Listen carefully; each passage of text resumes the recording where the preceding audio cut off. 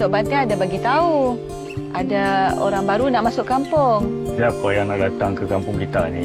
Kalau bukan guru-guru baru tu. Istimewa sempena Hari Guru ini, TV2 membawakan kepada anda. Cikgu datang ke sini untuk mengajar kamu semua sekaligus menjadi guru kelas kamu.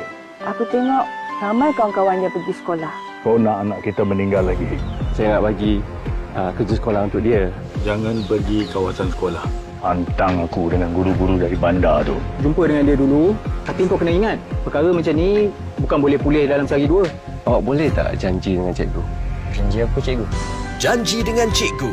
Isnin 19 Mei 9 malam. Jangan pengaruh anak aku! Aku bapa dia! Aku tahu apa yang baik untuk dia! Guru Pemacu Reformasi Pendidikan. Selamat menyambut Hari Guru daripada kami TV2 Dunia Ria.